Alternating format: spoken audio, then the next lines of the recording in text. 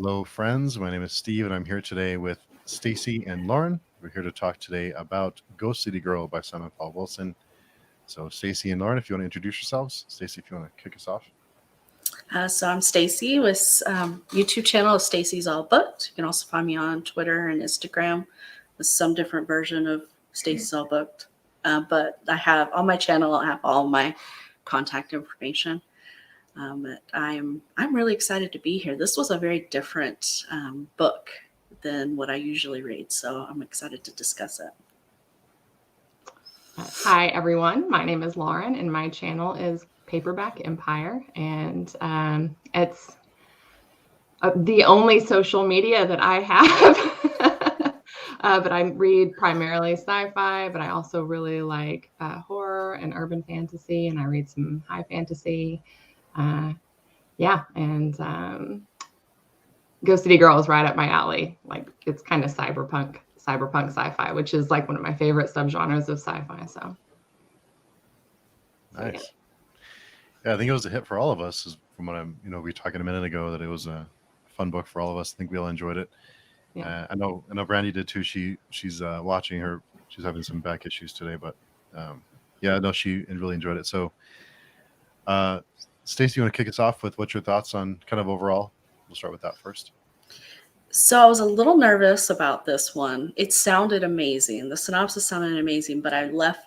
I think I only read like the first paragraph of the synopsis because I didn't want to be spoiled. I like to go into things blind, like Steve. So I kind of knew very little, and so I missed the whole ghost thing in the synopsis. So once I realized this was going to be a ghost story, I was nervous because I'm a big chicken, and especially don't like Japan style ghosts. They're just super creepy, and so there was a lot of super creepiness in this book, but it worked. I really liked the ghost aspect of it, especially mixed in with the sci-fi cyberpunk. It was a very different mixture of genres, and it worked so well. The writing was really good, really easy to read. I thought the technology was explained without info dumping. It made sense. It was what's the word I'm thinking? It was close enough to the technology that we have today, or things we see in sci-fi movies and things like that it kind of made sense. Unlike Neuromancer, which was very hard to read. So I really liked it. I don't think there was anything. I did give this 5 stars, which to me is perfect rating. There wasn't anything that I didn't think was done really well. And I read it. I had planned to read it for a week and read it in 3 days, which is really fast for me right now because I'm reading 3 other books at the same time. So I really enjoyed it. Nice. I would say overall, I thought it was a really fun and unusual sort of take on cyberpunk, since it isn't like a mashup with horror. But it has those cool like cyberpunk vibes. So it was just sort of fun to be immersed in that kind of world.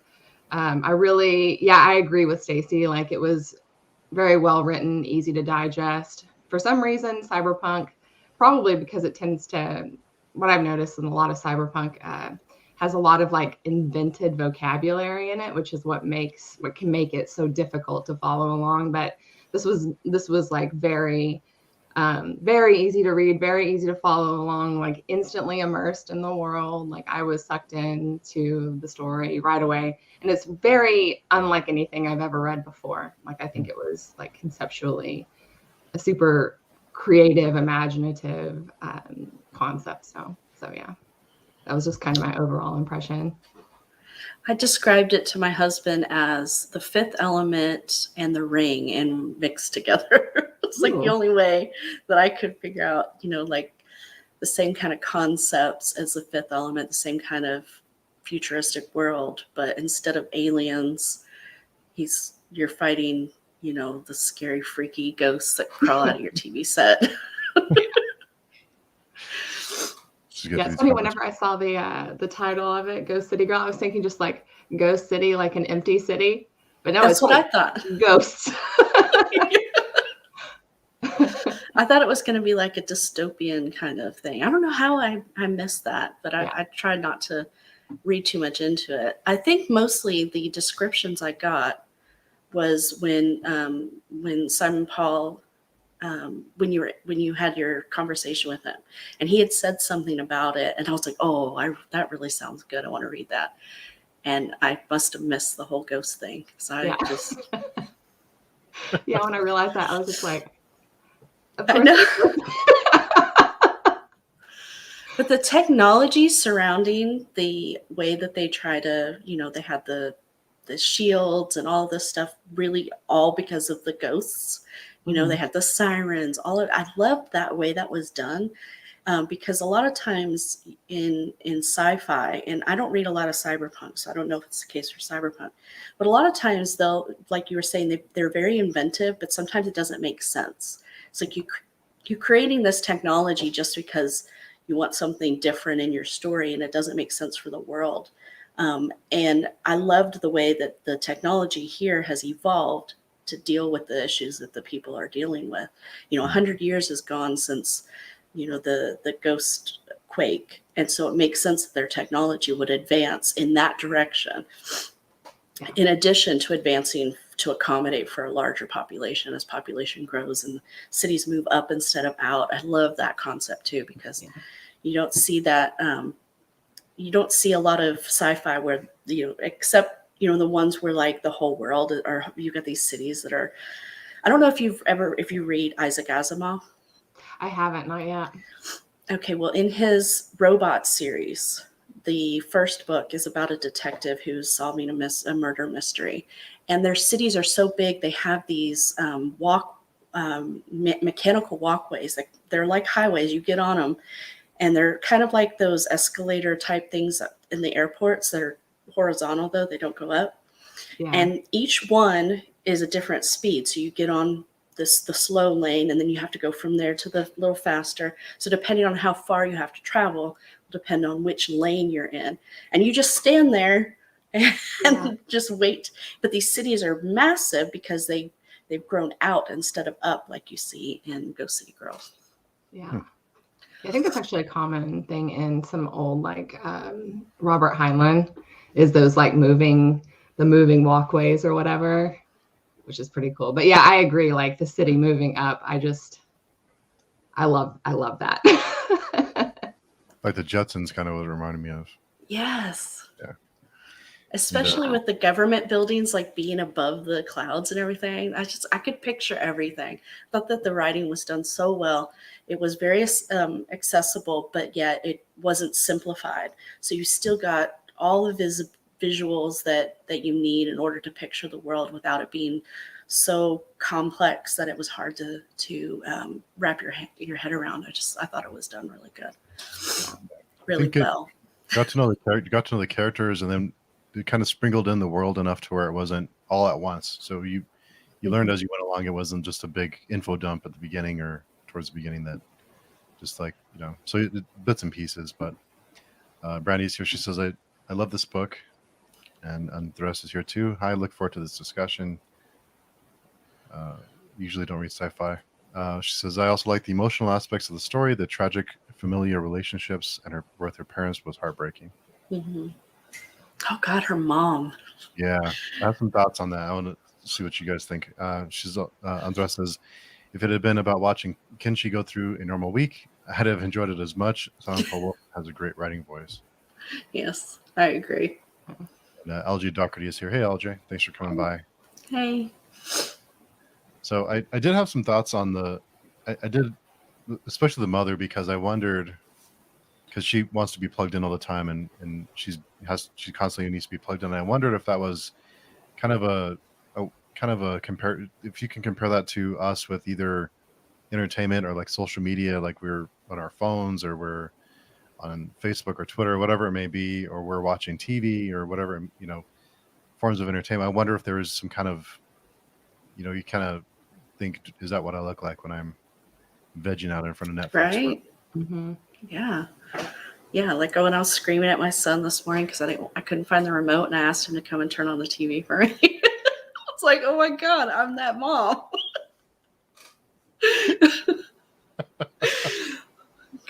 plug, Gabriel, plug.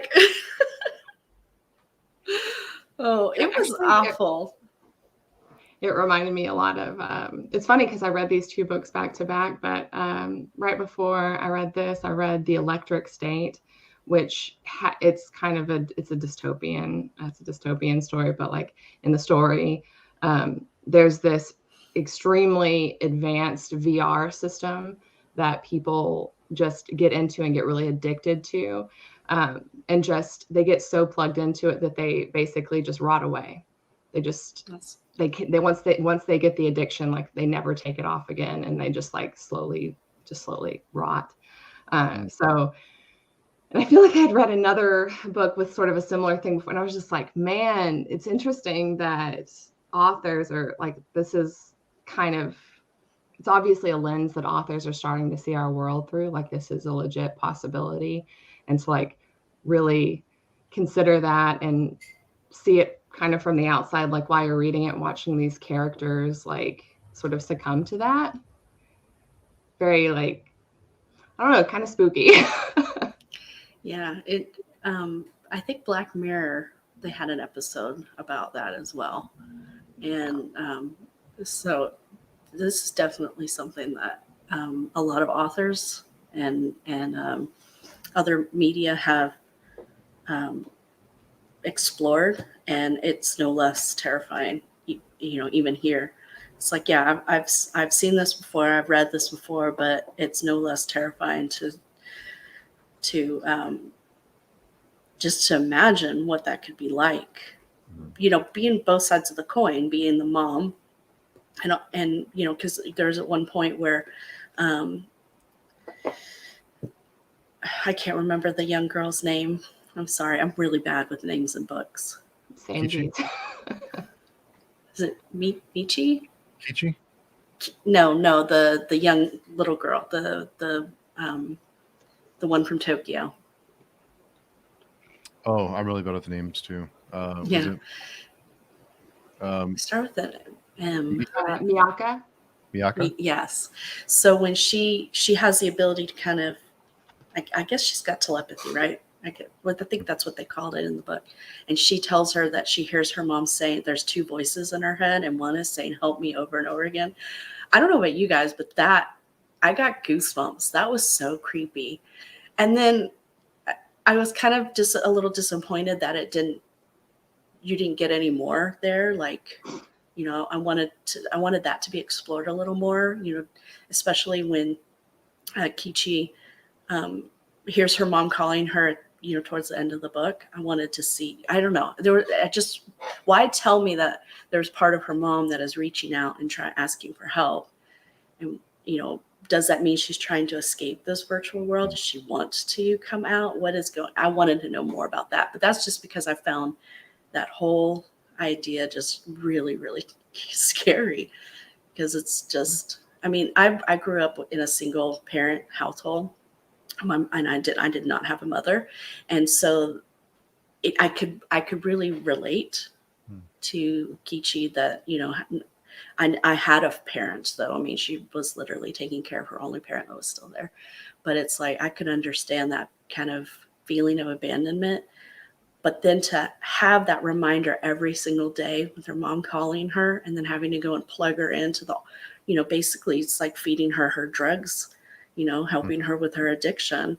And I thought that really bothered me even more than the ghosts. That was like the most unsettling part of the book for me. Maybe it's because that's how you get to know the character. That literally is the first experience you have with a character. Is her mom calling her and her having to go plug her in. So, Yeah, like she's there, but she's not there. mm-hmm. And having physical evidence that she isn't there, like all at the same time. And then she's making a choice to not be there, right? She's calling her daughter and saying, "Plug me back in." Yeah, It's that time. Yeah.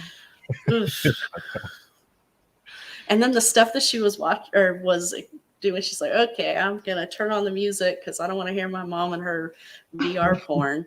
I was like, gross. Yeah. There's a lot of humor in this book that I like. The T-shirt, like, was it like "Please don't kill me" or? Yeah. I could totally see that happening today. You know, you have this notorious serial killer, and people would make a T-shirt out of it. I mean, so ironic. or a meme. It was that towards the end. She asked her, "Did the T-shirt work?" And how that worked out for you, or something like that. It's pretty good. It's something that another thing that really I wanted to ask both of you about is how and Lauren, it kind of goes back to our chat last night about the angels and the angels in that story that were eating trash that didn't have a purpose. And in this world, the bots and machines took over jobs that made humans necessary.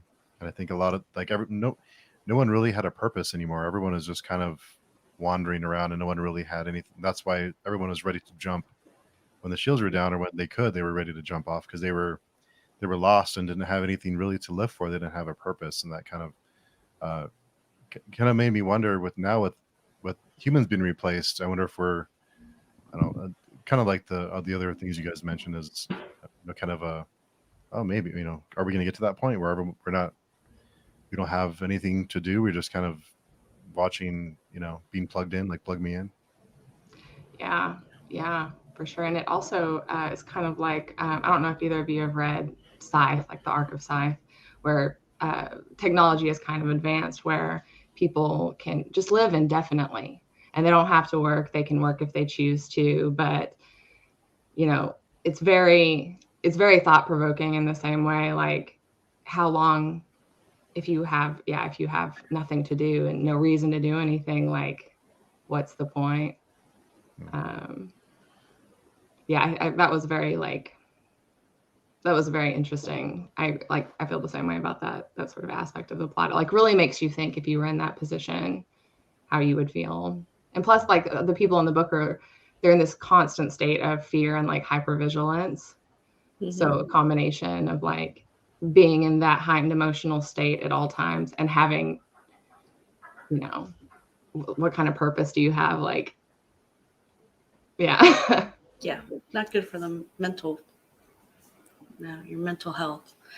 Yeah. And did you guys see parallels at all with the kind of state of hyper awareness and fear that we've been experiencing the last couple of years with COVID? I don't know when this book was written, if it was written, after this, and if that at all inspired that aspect of the story. But I kept getting kind of like, wow, this could be. Now, I'm not saying that we're there, this, authoritarian totalitarianism that you see in this book at all, but it is that same fear that is driving them, one of the things that she talks about is that people won't evacuate themselves because they've been trained that when the sirens go off, or when there's anything, that they're supposed to go back into their homes and wait for the all clear, which made them, the sitting ducks, right? Because the only real safety they had was to get out of the city. But they've been under that fear. They've been trained to do things a certain way, and no other way was even something for them to even think about. I mean, it was completely illegal for you to be outside of your house once the lockdown. I mean, it's kind of scary. I just kind of got, like there may have been hints in the story to what we're dealing with today. And it was published in October of 2020, so maybe it had some. That could have been. Yeah. Brandon says she's not. I'm sorry, Lauren. Go ahead. I'm sorry. I was going to say, I think it was interesting, like whenever you like sort of overlay that with sort of real life and modern day, and that, like you're mentioning, Stacey, about sort of totalitarianism, and I think in real life, you see whenever the government starts feeling that way, you have like the rise of populism and the people saying, yeah, no, we're not going to take it. And like this huge rebellion, or kind of a rebellious air. But like in the book, because they have this sort of supernatural thing looming over them, there's enough fear to like keep them all in line. So they can't just be like, oh no, screw the government, we're going to go and do what we want, because they feel like they're constantly in fear for their lives. So they're like completely trapped. That, and they believe that the leader of their city is the person that saved them from that, right? So he must know best because he protected us from what happened in Tokyo. And so, there's, I thought that was done really well because, like I said, a lot of books, they have these themes, but they don't always go with what's happening in the world. This is the authors want to address certain topics, but it doesn't always feel like it feels forced. And here it didn't at all. And I'm not saying that happens in all books. That's not the case. Every book is unique, and there are some that have done it really well. But I was just surprised with how many different themes were here, different genres, all the things that really you thought it would be like a hodgepodge of stuff mashed together, but it didn't feel that way at all. It all felt organic. The world made sense. The way the people acted in the world made sense. You did have that rebellious sect, and what was neat is what drove them to join, right? It was like you had these people that were just in their face all the time, literally in their face all the time, telling them, you're going to go to hell or you can join us. But then their lives are so meaningless. They also provided them a purpose, so it made sense for people. It wasn't so much they were rebelling because they didn't like the way they were being treated. It's they went to join that sect to find purpose that they didn't have in their life. And that was how they were manipulated, if you will, into this cult. And it just, you have to have all those aspects in your world perfectly made in order for those things to make sense. And I really applaud Simon Paul for how well he did that here, because it was a very well written book without complexity, but yet it all just works so well together. All the themes worked well. They made sense. It was done in such a way that you not only got world building from all of that, but you also understand the characters more because you understand the world that they're living in. And I really liked Kichi, but I think my favorite was still Mr. Takura. Is that what his name was? The old man. He was so funny, and I loved that he just wanted to tell her all these ghost stories because he couldn't.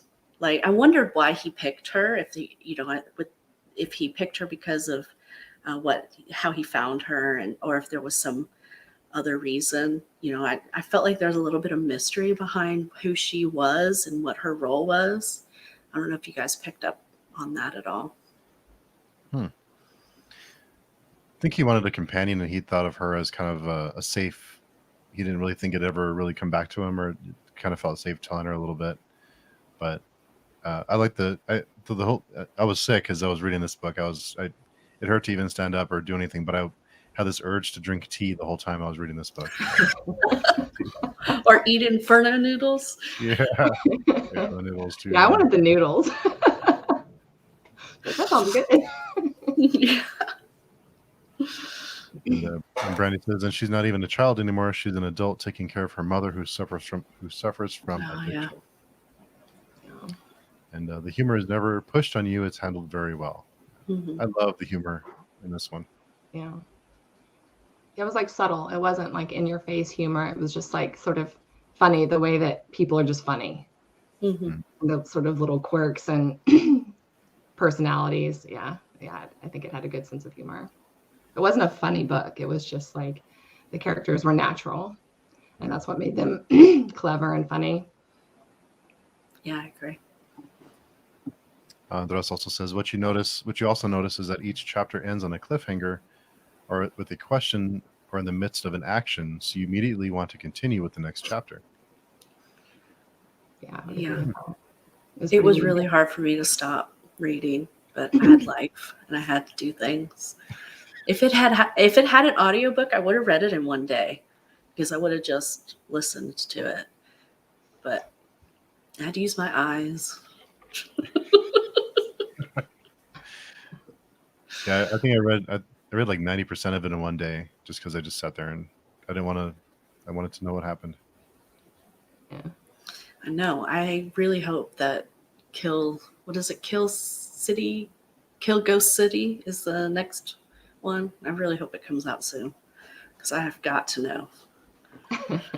Got to know. I want a T-shirt. The "Please Don't Kill Me" T-shirt. Yeah. Yeah. I do that. Or even in these really intense, I think towards the end when she's following the agent that's walking as everything is kind of going upside down. She's following the agent and she's looking outside and the agent stops walking and she runs into the agent on accident. During this moment of this intense, we're all gonna die, and then there's this little speck of humor, like something goofy that we would all, I would do Yeah. something stupid like that if I was Yeah. distracted and run into somebody. But yeah, it's just little things like that. Just really, needed it to kind of break up the rest of it. Yeah. Yeah, I think it would have been a much darker book, and I probably wouldn't have enjoyed it as much if it weren't for some of the levity in it. But the levity wasn't so much that they were making fun of the situation. The situation still had high stakes. It still was scary. But, the little normal things that would happen, like her running into Miss Pang or whatever her name was, it just like it was a normal thing, but we find it funny because we recognize it as something that could happen, right? Mm. But yeah. Yeah. Did you suspect Miss Pang, the purple people eater, of being you just thought she was some weirdo, right? I just thought she was some weirdo that was very lonely. And I thought Yeah. she was much older prior to all that happening. I was imagining her kind of like as an old lady, like an older lady. Yeah. And then whenever it all started going down, I was like, oh no, this is like a young executive. And it caught me off guard. Yeah, I did not see that coming at all. I thought she was just an annoying person on public transit that that we all kind of run into from time to time. Mm-hmm. Yeah, I didn't see that coming at all. Did you see Speaking of public transit, those elevators with thousands of people in them. Okay, no thank you. That's like nightmare material for me. Right? When she was talking about, oh, it's not that full, there's only a couple hundred people, I'm like, what? That's like the claustrophobe in me. It's just like, no, I'll stay on one level for the rest of my life. That's fine. Well, she talks about how she has a fear of stairs, right? Yeah. So it's like, okay, I can understand why you're getting in that thing, because if you have this phobia of stairs, it makes sense that you'd rather be on the claustrophobic elevator. Because at first I was like, well, girl, just take the stairs. You're on level 7 and just go up to level 10. Or no, wait, they're going up to level 100, right? Oh yeah, I wouldn't want to take those stairs. It's a lot of stairs. And what did you guys think of the Blood Daughter and with the sacrifices and the cover up that was there? What did you think of that? Surprise you? Well, not getting too political about it. No, not that surprising. Yeah. Like, yeah, that tracks. Yeah, that's another thing that I thought, yeah, that would probably happen. Someone would probably take credit for it and cover up what happened and cross their fingers that it never happened again, or just kind of keep it under wraps and hope they can get away with it. Yeah. Yeah. So when you first find out about the Blood Daughter, when Mr. Takura is telling her about it and shows her the picture and everything, I could tell that was going to be a part of the story, but I didn't expect it to be. I thought it was just somebody who was like copycatting the ritual, and she was gonna find that person, or somehow it was gonna be a mystery where she's gonna have to like track down this person. And I really thought it was gonna end up being her friend who had the same name. So I did not expect it to turn so supernatural and ominous. And yeah. Oh God, I don't know if you guys remember the part with the girl that's on the ceiling upside down. Oh. That Mm, mm-mm. That freaked me out. That was like an excellent Yes. horror element right there. Yes, it 'Cause was. it Oh my wasn't, it's not like over the top, like blood and guts or anything like that. Just this. And then she was, standing on this. It's like, what? What? Oh, God. Yeah. That's when you know things that's not normal. Yeah. So that's probably a ghost. Yeah. Yeah, that was such a subtle thing, but like a stroke of genius, I think, for like a horror element. Do you either of you watch a lot of Japanese horror? I can't handle watching horror. Yeah, I'm not. I saw The Ring and that was it. I was done for Japanese horror. Like I know like there were a bunch of other movies still are coming out, but like at the same time that Ring came out, and I was like, no. I have friends who like horror, and I was like, you guys go on, go ahead. I'll just stay at home. Yeah. It's terrifying. I don't know what is wrong with if it has something to do with what they believe the afterlife is, or what but geez Louise, the Japanese is like, they have the worst ghosts ever. Yeah. I just can't handle horror, like supernatural horror, like slasher. That's fine, but like anything with ghosts, I'm just like, I can read about it all day long, but I cannot watch like ghost movies. Like they mess me up. And yeah, Japanese ones specifically, they like ramp it up. So pass. I could not, like when I have long hair, I almost always have long hair, and I blow dry my hair with my hair down over my face, and I had to stop doing that because if I looked up at the mirror, it would freak me out. Wow. I know, that's how bad that movie messed me up. Yeah. Oh man. Let's see. So the Stacey, I can't say too much because I don't want to spoil Dark Season for anyone who wants to read it, but the sacrifice did remind me of Dark Season a little bit of you want to spare one person to how if you spare one person then everyone else dies, then do you save that one person and kill everyone else, or do you sacrifice that one person and save everyone? That was I saw some parallels there with Dark Sea's End. It's interesting you brought that up because one of the other things is you're getting those two stories from different perspectives too. Mm-hmm. So in Dark Sea's End, you follow one of the POVs is one of the people whose loved one is to be sacrificed. And so you understand him not wanting to follow through with that.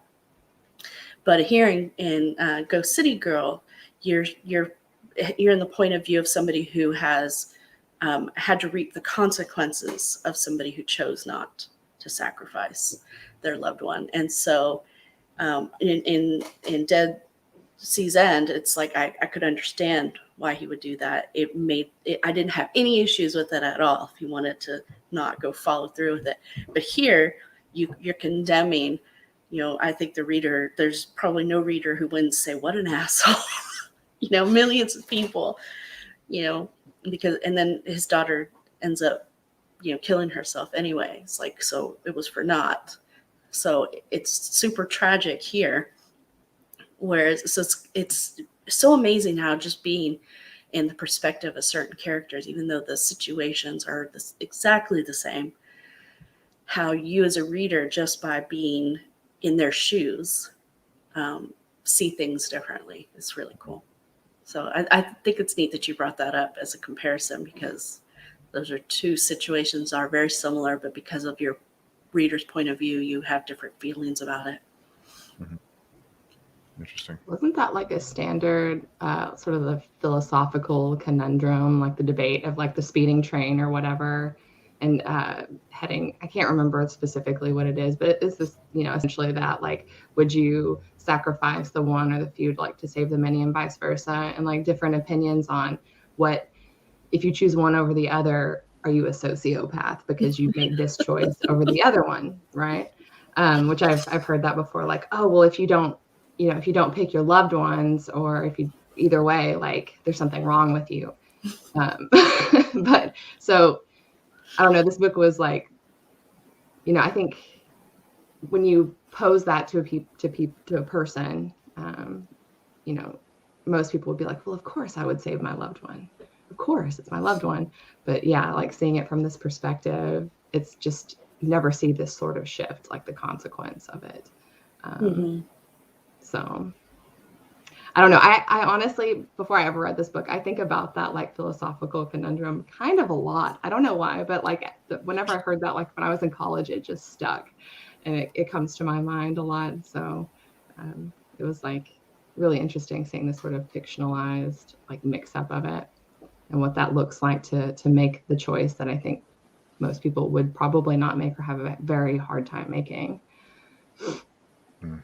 I felt like it was all a manipulation as well, that the blood daughter knew. She obviously wants to escape. So the only way to escape is to make sure somebody fails. And she was selecting the people. Like, she was telling them, this is who you have to go kill next. And so when I realized that that's what happened, is his daughter was chosen and he chose not to. And that's what happened in Tokyo. I was like, this is going to come back in some other way. And so I'd expected to see kind of the same situation. Like, she was going to say, somebody had to die, and it was going to come down to that same situation, but it didn't. And I liked that it kind of, it didn't. I just expected it, that the same thing.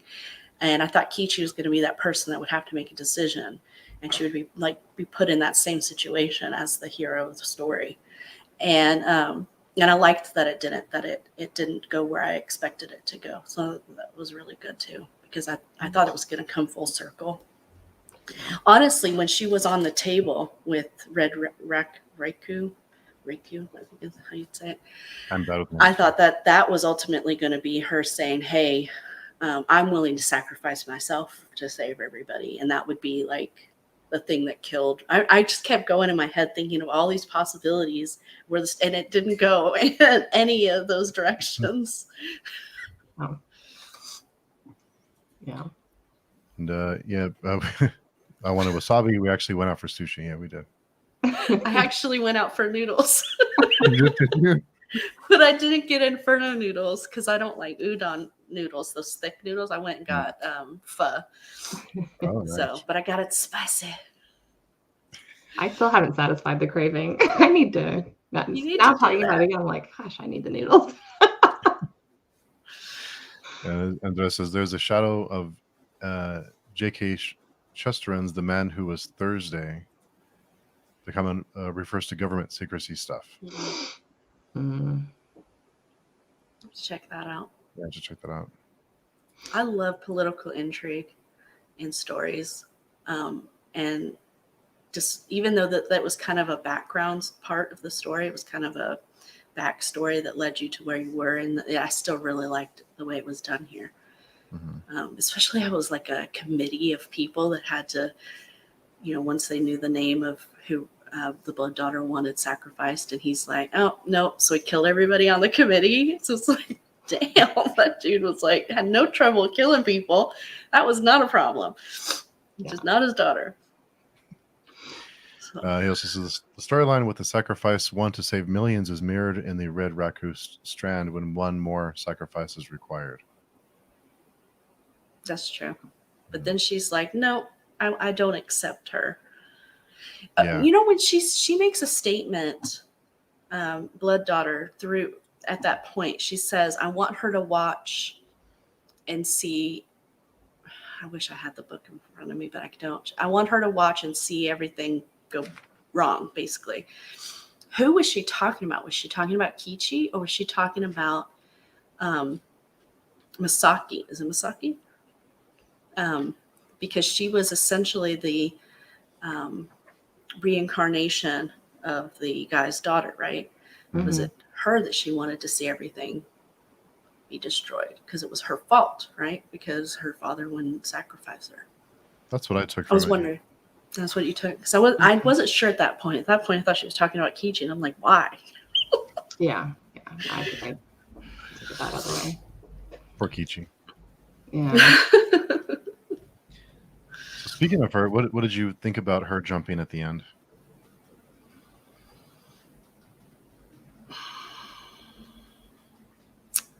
I liked that it was unexpected. But I kept waiting for something to happen, like for her to come back. So I'm just that kind of reader, I don't like my protagonists to be, especially because the story was written in first person. So you never really expect the first person narrative to end that way. But going back and thinking about it at the time, I was like, this has been in first person present. So it's not her retelling the story. It's the story happening in real time. So yeah, there are no guarantees. Yeah. But I don't know. That's my biggest feeling was no, and then waiting for it to be reversed somehow. So I'm like the opposite. I'm like, yes. I really like it for authors to like take serious risks with their characters and like kind of hurt me with it. Like whenever they like have like the gall to do it, I'm like, yes, you did it. Like you did it. Yeah, I want them to take me by surprise. And I think that that definitely was like unexpected. And so when it happened, yeah, it was, I don't know. Maybe that's just something about my personality type because I'm like, I hope she never comes back. I hope it was permanent. Not that I didn't like her, but I just like it when an author takes that kind of a risk with the characters. Yeah, I will say that when they do come back, I feel cheated a little, even though I wanted it. Yeah. Yeah. Like, I'm like, Ike. yeah. I'm like, what? One of the things I like that is you got the emotion of what happened to her from Mr. Takura when he's like, please get on the flying ship thingy. Was it a plane? A helicopter? What was that thing? Yeah. But you could tell, you knew what was going to happen, right? It was kind of, he was so emotional about her not getting on that you knew that was the last time he was going to see her. And so when it happened, it made that more powerful because I don't know. I just loved the relationship between those two characters. And so it was really emotional moment. And then when she jumped, it was like,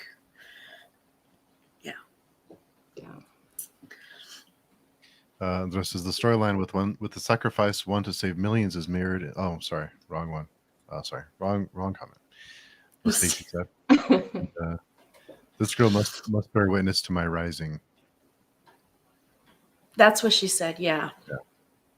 But I wanted to know which girl. Was it this girl was Kichi? Because then she was saying the same thing inside Misaki, right? Because they tell you later that the same time that's how they found out that she was possessing Misaki. So was she talking about this girl that she's in, or this girl that she, I don't say saved, but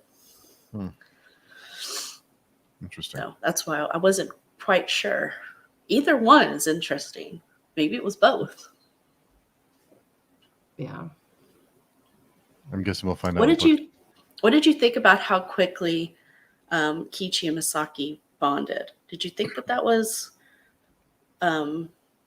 Kichi's telepathy? Because remember how every time she would smile, Misaki's telepathy, every time Misaki would smile, Kichi would smile too. Like that she had this way of kind of forcing people to, I don't know, feel empathy, or I don't know what I'm trying to say, but do you think that the reason why she bonded so quickly with her is because of her abilities, her telepathy, I don't even know what you'd call the other thing, but I'm curious what you guys thought.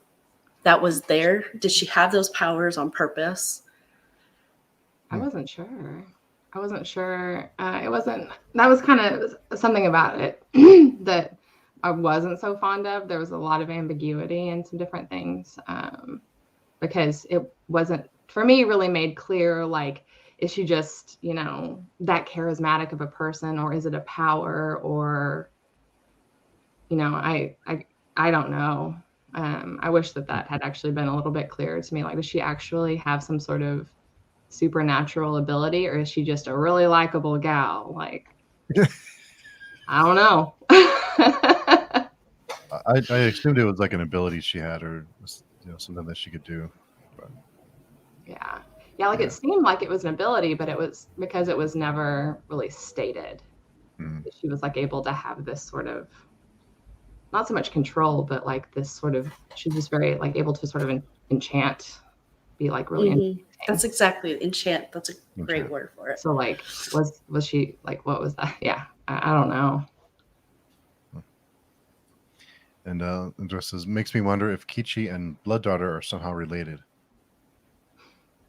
Oh, like she's a descendant? That's actually that's a good question. I mean, she'd have to have had sisters. Otherwise, that wouldn't be the case because she didn't have any children. At least I'm assuming. Well, you know what? There are aspects of the story we may not be privy to yet. Yeah. Or did she? Yeah. Yeah. What did you think about her origin story? Like her being a psychopath killer and then, being murdered by the village and then turning into a psychopath killer with supernatural powers. I like that. It kind of. I'm going to bring up one of the things. I really like the movie The Mummy, but it always rubbed me the wrong way. It's like, why would you create something that you knew had the ability to destroy everything? For what purpose? Yeah. And that's what I'm granted here, the villagers probably didn't know that what they were doing was going to create the Blood Daughter. But it was kind of like, if they had, would they have still done it? I don't know. Yeah. It was like the ultimate revenge, like a revenge trope or whatever. Mm-hmm. Like you're taking revenge and getting paid back in revenge, like tenfold, right? 100-fold, 1,000-fold, 1,000 millionfold. Yeah. And also says that I loved one of the final images with the castle ruins in the foreground. I don't remember that. That was the very end, right before the everything goes upside down. I think. Oh, okay. I should have the book in front of me. But. Like when the ghosts are kind of unleashed and the town is just, or the city is just like burning. I'm assuming. Yeah, that when she realizes she can't get her mom, like that was. Mm-hmm. Yeah. Okay, I didn't have a problem with that at all. I was just like, yeah. I'm sorry. Well, it kind of parallels the whole like the leader being unwilling to sacrifice his daughter for the greater good, and then it comes back around to Michi, like, is she going to be able to make this choice to like let her mother go, like her loved one, or like I don't know, kind of an interesting like parallel between those decisions. Oh, I didn't think of it that way. That's a good point. Mm-hmm. So what did you guys think about the end, the last few pages? So the 4 years later thing? Yeah. Like the epilogue type thing? Yeah. I found it a little bit confusing, but in a good way. It was intriguing enough. I was like, I've got to know what happens next. I really hope the next book starts there with 4 years later instead of right where it left off. Only because I think that would be more of an interesting story to see how the characters that we were reading about are now having to live in this new world where everything has been destroyed. And I'm really excited to read the next one, and he needs to write it already. I don't know, Steve, if you could, tell him to hustle it up for us. Oh yeah, let me tell him to hurry. I already did kind of mention, kind of like, well, when it's ready. But yeah, he's working on it. It's coming. He said he's working on it. I found the ending for me was caught me a little off guard. Like it felt it was very unexpected, which I always appreciate an ending that's like kind of a little unexpected. I don't like it when a book is just everything's full circle and here's a nice neat little bow on top. There you go. And the ending certainly wasn't like that. It was a little quick for me though. Like I think I would have preferred it to be just a couple more chapters, like a little bit more explained and developed, I guess. Especially because it felt like the book was it was like just sort of gradually ramping up, and the tension was on a pretty gradual incline, and then we get to the end and it's like the end. Mm-hmm. Yeah, it never actually came back. You never came back to normal to close it out. He left you kind of up here, and then he's like, here's the epilogue where they're still up here. yeah I don't mind staying like ending up here, but I would kind of like to stay there like longer, like for that to be kind of drawn out a little bit longer. Mm-hmm. I thought it was interesting that Kichi kind of became this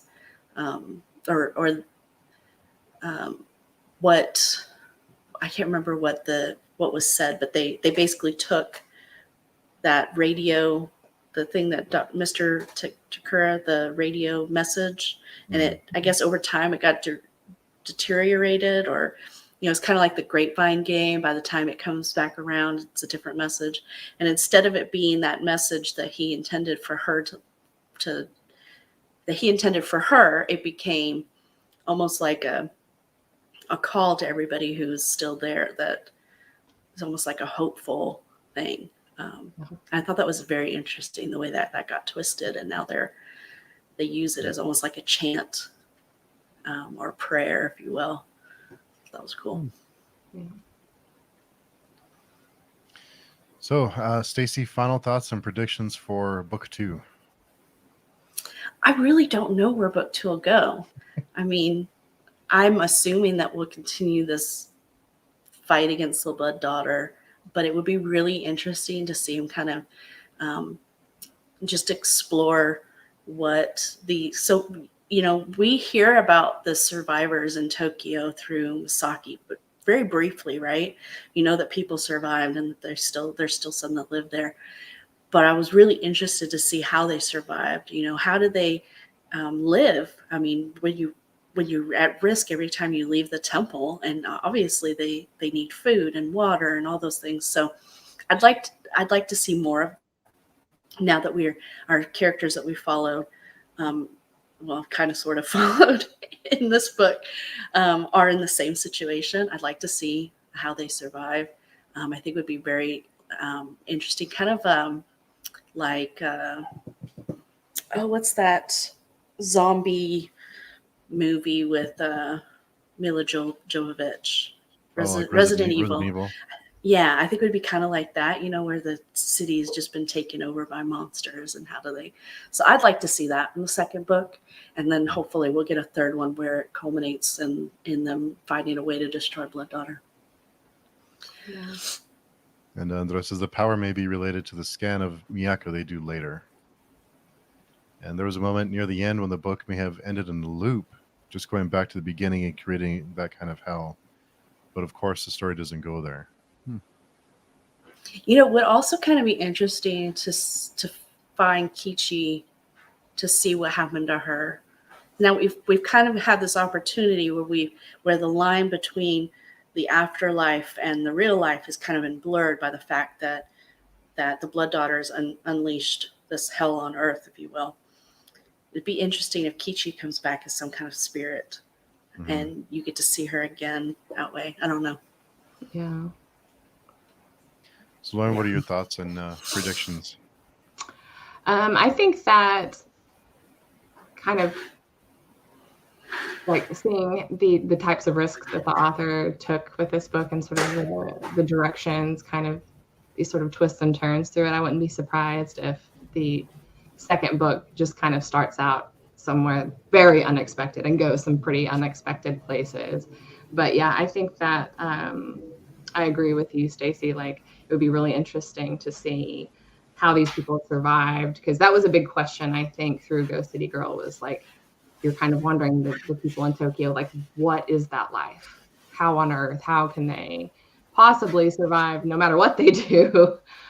So I definitely feel like that would be explored. And maybe I'm kind of imagining like a couple of storylines, like parallel storylines between the survivors and whatever happened to Kichi, kind of as like two separate, kind of bouncing back and forth. But yeah,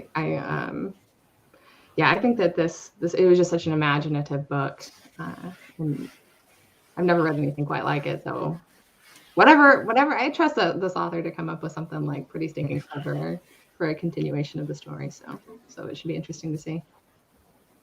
Yeah, I'm not really sure where we're going next, but I don't think we've seen the last of Kichi. I think we're going to see her again somehow. But Yeah. I hope we do. But yeah, I'm not really sure where we're going to go, but I had a really good time with it. It's not often you can laugh and be scared out of your wits on the same page, but it's one of those books that you're laughing one moment and then a few minutes later these really awful things are happening and you're scared, or these really violent and gory scenes, and got ramped up quite a bit at the end. But yeah, for sure. Yeah, he does subtle so well, the subtle scary stuff, but then he also, like you said, has those gory scenes where there's the one scene where Kichi and Misaki are trying to get to Mr. Takura, and they're in the like hallway and they hear the childlike laughter. Oh my god. That was so creepy. And nothing comes of it, right? They put up the barrier, but just that moment of not knowing what it is, if it was a ghost, is it a real person? I mean, you find out later it was Red Raku the whole time, but and Miyake's like, they're here, it's here, and there's you can't hear it and can't see anything. Well, we need to form a little like a horror story club and have "Please Don't Kill Me" Red Raku t-shirts. It's like a club t-shirt. I would buy that in a second. So yeah, cool. Me too. Such a cool shirt. So thanks to both of you for reading with me, and to Brandy too. She's watching from the bedroom. So thanks for reading with me and coming to chat about it. It's been a lot of fun. Thankfully it was really, really fun book. Really great time. Mm-hmm. Yeah, thanks for picking it. It was definitely a fun read. Yeah. So we'll have to decide what the next one will be sometime. Yeah. Yeah. Cool. Everyone's schedule's just so full. It's always, everyone's like, I don't know when. Yeah. Yeah. One of these days. So let's see. Randy says, I think it's going to be in the perspective of the wasabi dog guy. So I forget his name. Oh, I love the wasabi dog guy. I don't remember his name either. Yeah. He was great. I think wasabi dogs really exist. If they don't, they should. Maybe they will now. Yeah. Cool, everybody. Well, thanks everyone for coming by to chat with us and to interact with us in the chat. And of course, Lauren and Stacey, go check out their channels if you haven't already. So thanks again, and hope everyone has a great Sunday. Thanks for coming by. Thank you. Bye.